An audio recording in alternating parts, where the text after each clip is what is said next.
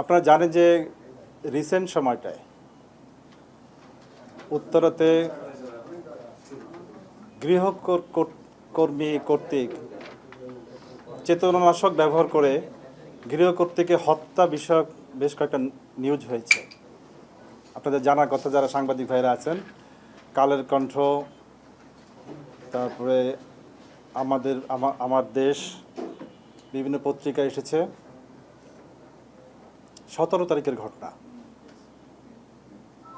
17 তারিখে, জাস্ট এই মাসের 17 তারিখ, এই গৃহকর্মী কর্তৃক গৃহকর্ত্রীকে হত্যা এবং বাড়ির মালিক চেতনানাশকের ব্যবহারের ফলে গুরুতর অসুস্থ আইসিইউতে, এই নিউজগুলো ব্যাপক আলোচিত হয়েছে। আমরা তাৎক্ষণিক পিবিআইয়ের পক্ষ থেকে জনস্বার্থ এবং গুরুত্ব বিবেচনা করে মামলাটি উত্তরা পশ্চিম থানা থেকে সউদ্যোগে অধিগ্রহণ করেছি এবং তাৎক্ষণিকভাবে ছায়াতদন্ত শুরু করে আমরা এই ঘটনাকে রহস্য উদ্ঘাটনের জন্য ব্যাপক তৎপরতা শুরু করি। আমাদের সাথে থানা পুলিশ, সিআইডি, ডিবি, অন্যান্য টিমগুলো কাজ করতেছিলেন। মূলত যে গৃহকর্মী এই ঘটনাটা ঘটিয়েছে, আমরা পরে তার নাম উদ্ঘাটন করতে পেরেছি। তার নাম বিলকিস।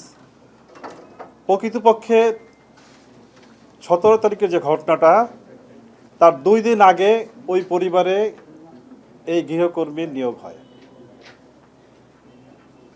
গৃহকর্মী নিয়োগের সময় তার নাম ভুল অথবা মিথ্যা দিয়েছে। কেয়ারটেকার, বাড়ির কেয়ারটেকার কাছে বলেছে মমতাজ, এবং ওই বাসায় ভিকটিমের পরিবারে সে তার নাম বলেছে মারুফা। 14 তারিখে নিয়োগের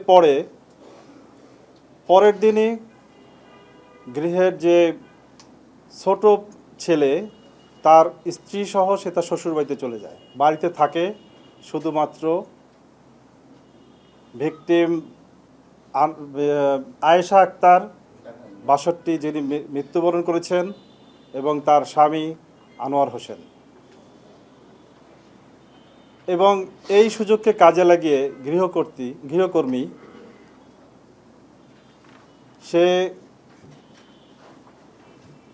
গুরুতর চেতনানাশক মেডিসিন ব্যবহার করে বাসা থেকে স্বর্ণালঙ্কার সহ বিভিন্ন জিনিস লুটপাট করে নিয়ে যায় এবং সে গা ঢাকা দেয়। সন্ধ্যা নাগাদ পরিবারের বড় ছেলে সে বাবাকে ফোন দেয়, কিন্তু বাবা ভালোভাবে কথা বলতে না পারায় সে দ্রুত বাসায় চলে আসে। বাসায় এসে তার মাকে অত্যন্ত নিথর অবস্থায় দেখতে পান এবং বাবাকে মুমূর্ষু অবস্থায় দেখতে পান। সে দ্রুত তড়িঘড়ি করে হসপিটালে নিয়ে যান। উত্তরাতে লুবানা হসপিটাল আছে, আপনারা জানেন। লুবানা হসপিটালে তাদেরকে অ্যাডমিট করে, কিন্তু হসপিটালে নেওয়ার পরে হসপিটাল কর্তৃপক্ষ তার মা আয়েশা আক্তার নিহত বলে জানান এবং তার বাবা আনোয়ার হোসেনকে আইসিইউতে ভর্তি করা হয়। আমরা পরের দিন জানতে পেরেছি যে পরের দিনে সে চেতনা ফিরে আসে তার, এবং বাসায় ফিরে বাদী আনোয়ার হোসেনের ছেলে, যে ভিকটিম তার ছেলে মনোয়ার হোসেন, সে বাসায় ফিরে জিনিসপত্র এলোমেলো পায় এবং বাসা থেকে অনেক কিছু খোয়া গিয়েছে বলে তিনি ধারণা করেন, এবং তিনি গোল্ড এবং অন্যান্য জিনিসে একটা তালিকা তৈরি করেন এবং তিনি উত্তরা পশ্চিম থানায় মামলা রুজু করেন। মামলাটা আমরা যখন কাজ শুরু করলাম, তদন্ত শুরু করলাম, তখন মূলত এই আসামি বিলকিস সে তার নিজের সঠিক পরিচয় না দেওয়ায়, এবং তার কাছে এনআইডি চাওয়া হয়েছিল, সে বলেছিল যে আমি পরে দিব, এবং তার কোনো ফোন নাম্বার নাই। আলটিমেটলি সে একজন অজ্ঞাত ব্যক্তি, একদমই পুরোপুরি ক্লুলেস একটা পরিস্থিতি। আমরা ওদিনকে রাতে খবরটা জানতে পারি এবং কাজ শুরু করি, এবং যেহেতু ক্লুলেস আমাদেরকে অন্য বিষয়গুলো যে বিবেচনা করতে হবে, গোয়েন্দা তথ্য ইত্যাদি, আমরা ঢাকা শহরে এই ধরনের বিষয়গুলি, চেতনানাশক ব্যবহার এবং গৃহকর্মী কর্তৃক গৃহ চুরি বা এই ধরনের ঘটনাগুলি আমরা পর্যালোচনা শুরু করি,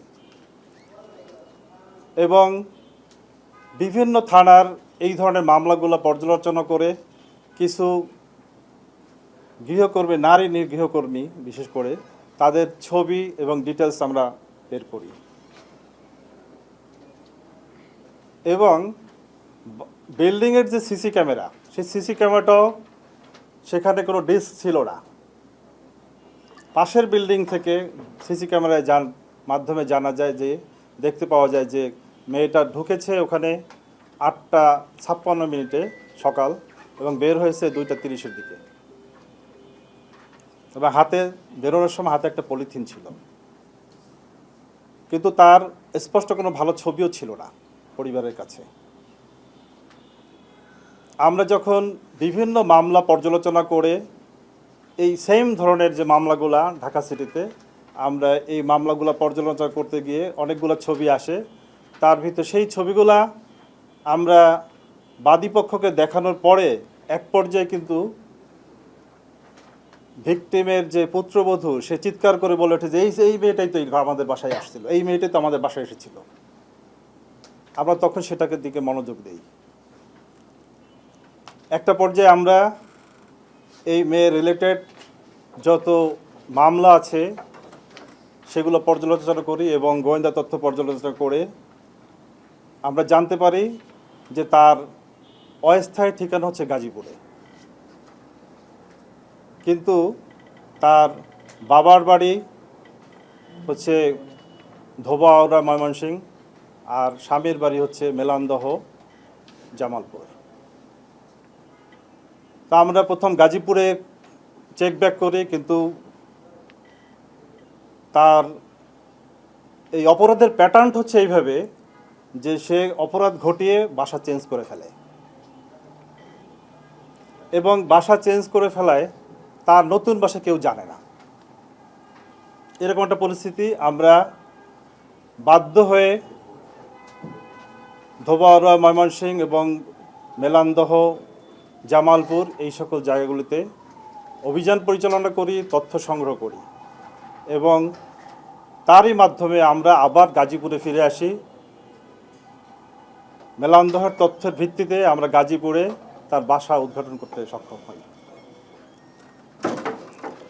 তো সেখানে তাকে আমরা বাসা থেকে তাকে গ্রেপ্তার করি, এবং বিলকিস সে স্বীকার করে যে স্বেচ্ছায় স্বপ্রণোদিত হয়ে সে মিথ্যা তথ্য দিয়েছিল নাম, এবং সে এই ঘটনা সংগঠিত করেছে। গৃহ যে কর্ত্রী এবং তার যে হাজব্যান্ড, তাদেরকে সে চেতনানাশক ব্যবহার করেছে, সে ট্যাবলেট ব্যবহার করেছে এক ধরনের, এবং সে এইভাবে লুটপাট করেছে, এবং সেগুলা গোল্ডগুলা কোথায় বিক্রি করেছে ইত্যাদি তথ্য সে আমাদেরকে দিয়েছে। যদিও তথ্যগুলোর ভিতরে কিছু পার্থক্য রয়েছে বাদীপক্ষের এবং তার তথ্যের ভিতরে, আমরা সেগুলো যাচাইয়ের ভিতরে রেখেছি। তো একটা পর্যায়ে আমরা জানতে পারি সে গোল্ডগুলো কোথায় বিক্রি করলো। সেই গোল্ডের যে জুয়েলারি, সেখানে আমরা যাই, এবং সেখান থেকে আমরা ওখানে যে গিয়েছিল সে রিলেটেড আমরা সাক্ষীও পাই, এবং ওই সাক্ষীও আনসিক্টেবল করেছে। এবং আসামি বিলকিস যে কোর্টে নিজেকে সম্পৃক্ত করে স্বীকারোক্তিমূলক 164 ধারার জবানবন্দি প্রদান করেছে।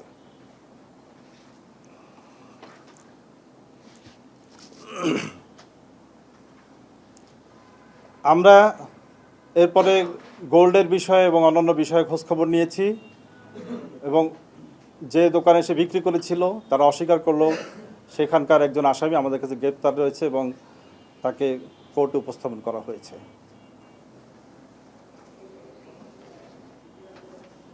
আমরা জানি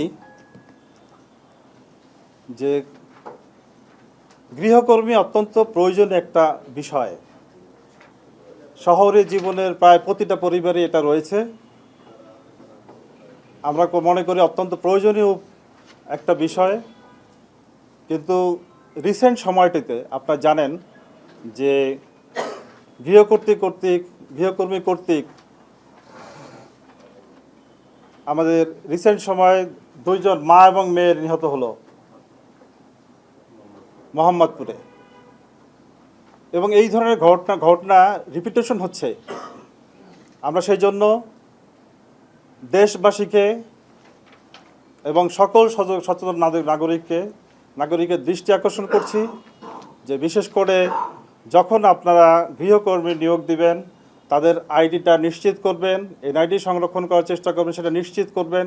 অনেক সময় এনআইডিগুলো ফলস ফেব্রিকেটেড হয়, এবং তাদের ছবি রাখার চেষ্টা করবেন, তাদের পরিচিত নিকটজনদের সম্পর্কে ভেরিফাই করবেন, যাতে করে এই ধরনের ঘটনা পুনরাবৃত্তি বাংলাদেশে না ঘটে। পুলিশ ব্যুরো অফ ইনভেস্টিগেশন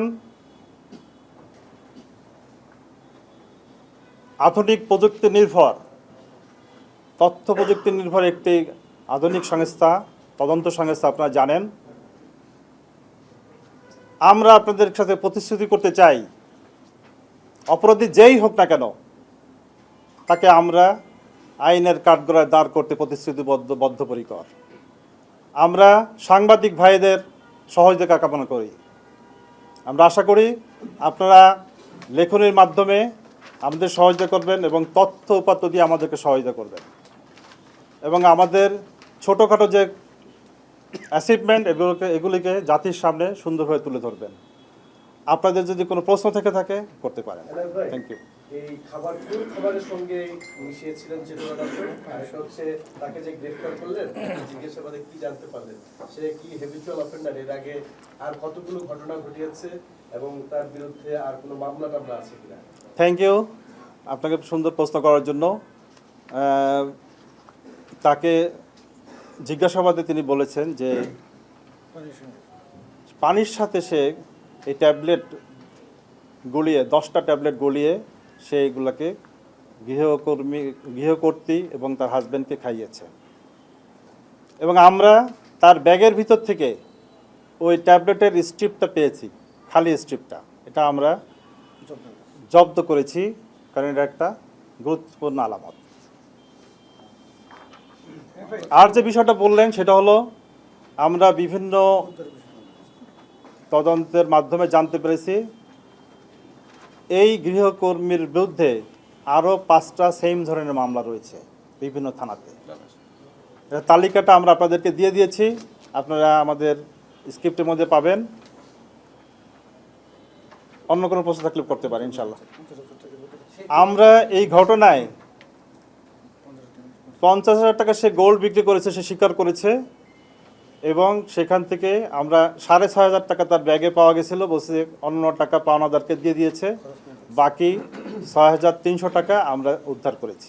এই ঘটনার সাথে বাড়ির কারো সম্পৃক্ততা আছে কিনা, ধরা যাক ভবনের কেউ বা কেয়ারটেকার বা অন্য কারো সংশ্লিষ্টতা পেয়েছে? এই পর্যন্ত আমরা এরকম কোনো সংশ্লিষ্টতা পাইনি, তবে আমরা এই বিষয়ে যাচাই করছি, তদন্ত চলমান রয়েছে। 164 করেছে, 164 এসে মানে কি বলেছে? এর সাথে আমি ক্যাট করি। হ্যাঁ বলেন। চুরি ডাকাতি বা অন্য কোনো উদ্দেশ্য ছিল? না, আমরা আপাতত এখন পর্যন্ত তদন্তে যতটুকু পেয়েছি সেটা চুরি ছিল তার উদ্দেশ্য, এবং সে হ্যাবিচুয়াল। অতীতেও তার 5টা মামলা রয়েছে, যেহেতু বোঝা যাচ্ছে যে আরও ঘটনা সে ঘটিয়েছে। সব জায়গায় তো মানুষ মামলা করে না সব ঘটনায়, ঠিক আছে? ঘটনা সে আরও আগেও ঘটিয়েছে, আমরা বুঝতে পারছি, যেহেতু তার পুরাতন 5টা মামলা আমরা পেয়েছি। এবারে কি সে প্রথম অ্যারেস্ট, এবং এই যে বাড়িগুলোতে সে যায়, এগুলো কি এর সাথে অন্য কেউ যুক্ত আছে, এটা কি করে, এরকম কোনো তথ্য পেয়েছেন? না, এইবারে সে প্রথম অ্যারেস্ট না, এবং সে ঘটনায় আরও মামলা যেহেতু আছে, সে মামলায় কিন্তু প্রথম অ্যারেস্ট না। মামলা তার বিরুদ্ধে চার্জশিট করা হয়েছে, মামলাগুলো ডিল করা হয়েছে। হয়তো কোনো ফাঁক ফোকর বলে সে বেরিয়ে যায়, না এই বাড়িগুলোতে সে প্রবেশ করে কেমনে? এখন যে কেউ তো এক বাড়িতে যে বলতে পারে না যে আমি কাজের জন্য এসেছি, মানে এরকম তাকে কেড়ে নিয়ে যায় কি? সাধারণত ঢাকা সিটিতে বা নগর জীবনে লাখ লাখ লোক বাস করে। একজন এসে এসে কাজ চাইলে অনেক সময় দেখা যায় যে কেয়ারটেকারের কাছে বলে, নিচে যারা থাকে তাদের কাছে বলে, গার্ডদের কাছে বলে, তাদের মাধ্যমেই তারা ইন্ট্রোডিউস হয়। কিন্তু আমরা বলতে চাচ্ছি যে যার মাধ্যমে ইন্ট্রোডিউস হোক না কেন, বিষয়টা ভেরিফাই করা দরকার, তার পরিচয়টা কনফার্ম করা দরকার, ভেরিফাই হওয়া দরকার, তার ছবি রাখা দরকার, তার এনআইডি এবং তার মোবাইল নাম্বারটা আমাদের সংরক্ষণ করা দরকার। এনাদ ভাই, মোহাম্মদ মারুফা বিলকিস, এর বাইরে আর কোনো নাম পেয়েছেন? তাকে জিজ্ঞাসাবাদ হ্যাঁ? করতে। আরও একটা নাম পাওয়া গেছে ছদ্মনাম রোজিনা কনা, আরেকটা নাম পাওয়া গেছে কনা, নূরজাহান। তার অনেক নাম আছে, বিভিন্ন জায়গায় সে বিভিন্ন নামে নিজেকে ইন্ট্রোডিউস করে। মারা গেছে কি এইরকম এবার প্রথম, নাকি আরো এরকম মারা গেছে? না, অন্য যে মামলাগুলো হয়েছে সেগুলোতে কোনো মৃত্যুর ঘটনা ঘটে নাই, কিন্তু সেখানে এই ধরনের আপনার চেতনানাশক ব্যবহার এবং চুরির ঘটনা রয়েছে।